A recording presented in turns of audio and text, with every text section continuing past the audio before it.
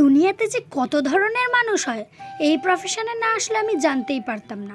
মানে makeup artist না হলে বুঝতেই হঠাৎ এই কথাগুলো কেন বলছি ভিডিওটা দেখলেই তোমরা জানতে পারবে। আমি সাজাতে গিয়ে ছোট্ট বাচ্চা পেলে যা করি। ভিডিও ওইদিকে ভিডিও হাই করে দাও। Hi guys, hi guys, hi guys, hi guys.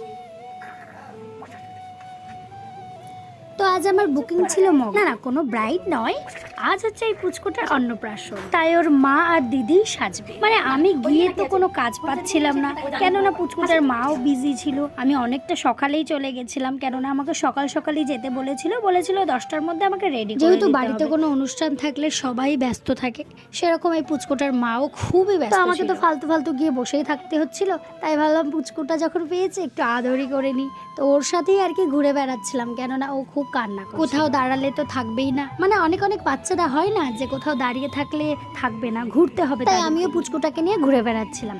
দুটো বেলুন নিয়েছি, যেহেতু ও কান্না করছিল, বেলুন দেখলে একটু চুপ থাকছিল। আর বাড়িতে ধরার মতো সেরকম কেউ ছিল না, ছিল কয়েকজনা, কিন্তু তারাও কাজে ব্যস্ত হয়ে গেছে যেহেতু অনুষ্ঠান। তাই আমি ভাবলাম সবাই এত কষ্ট করে এদিক ওদিক ঘুরিয়ে নিয়ে বেড়াচ্ছে, কাজ বাদ দিয়ে আমি একটু কোলে নিয়ে ঘুরে বেড়াই। আমারও যেহেতু বাচ্চা খুবই ভালো লাগে। কিন্তু যখন বাড়িতে আসছি তখন খুব মনটা খারাপ হচ্ছিল পুচকুটার জন্য, কেননা অনেকক্ষণ ওর সাথে ছিলাম। তো দিদিটার বিফোর আফটার লুকটা নিয়ে ক্লিনজিং টোনিং করে এখন ময়শ্চারাইজার অ্যাপ্লাই করে দিয়েছি।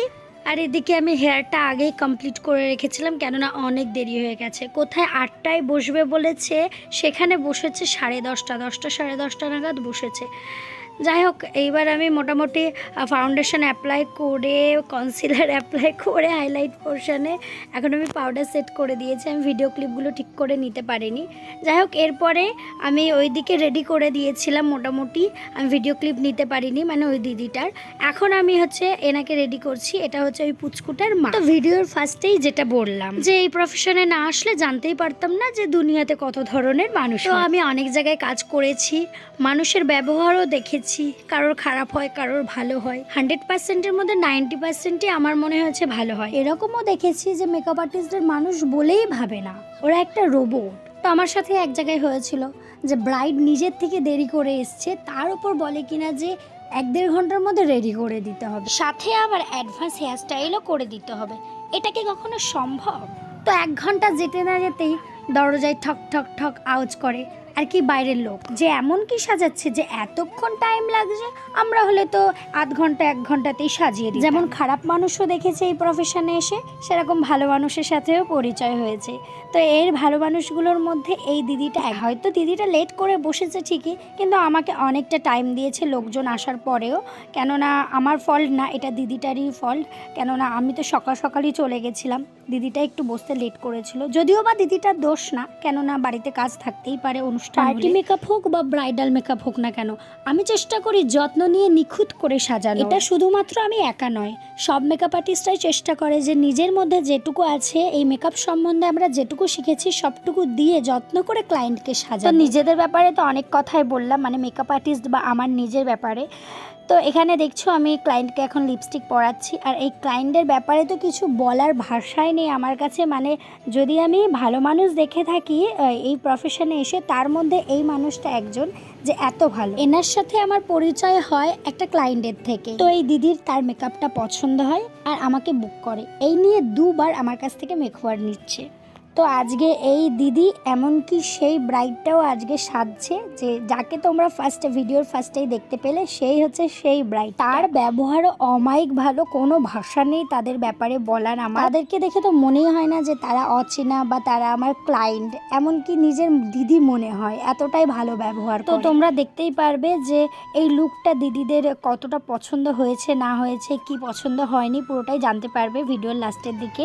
এই ভিডিওটায় কোনো রকম এডিট নেই, কোনো রকম ফিল্টার নেই, ভিডিওটা আমার ফোনেই ক্যাপচার করা। তো তোমরা দেখতেই পাচ্ছ গ্লোটা, স্কিনের গ্লোটা, আর ফিনিশিংটা কতটা ভালো হয়েছে সেটা তোমরা নিজেরাই বলো প্লিজ। এটা কিন্তু কোনো ব্রাইডাল মেকআপ না, এটা পার্টি মেকওভার। আমাদের ব্রাইডাল বুকিং চলছে, তোমাদের স্পেশাল ডেকে আরও স্পেশাল করে তুলতে স্ক্রিনে দেওয়া কন্ট্যাক্ট নাম্বার থেকে আমাদের সাথে কন্ট্যাক্ট করতে পারো। ব্রাইডাল বুকিংয়ের ওপর অফার চলছে, অফারটা জানতে কন্ট্যাক্ট করতে হবে। আমাদের ফেসবুক পেজের নাম স্নেহাস মেকওভার, আমাদের পেজে গেলেই আপনারা আমাদের ব্রাইডাল মেকওভারগুলো দেখতে পারবেন। তো চলো এবার ফাইনাল লুকটা দেখে নিই।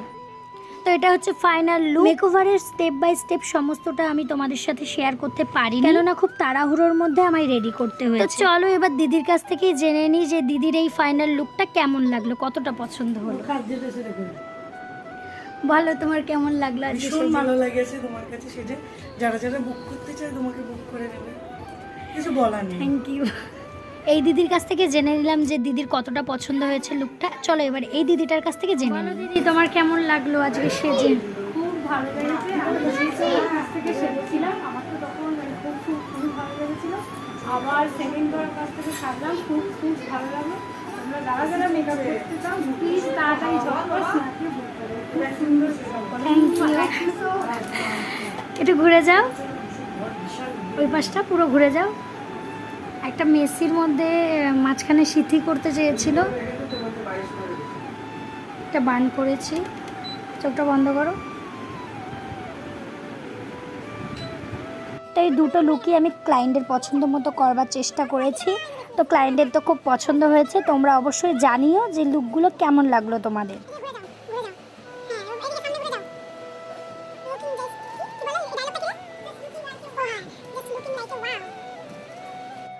তো এখানে কোনো রকম আলো ছিল না, আর অন্ধকার অন্ধকার ছিল, যেহেতু প্যান্ডেল হলে তোমরা জানোই বাইরের আলো অতটা ঢুকতে পারে না। আর এখানে কোনো রকম আলো ছিল না, যেহেতু দিনের বেলা। ওই ব্যাকগ্রাউন্ডে একটু পেছনে প্যান্ডেলে আলোগুলো ছিল, তো ওটা আর ফেসে পড়ছিল না। যাই হোক, বাইরে আমি দেখিয়ে দিলাম যে বাইরে এসে লুকগুলো কেমন লাগছে।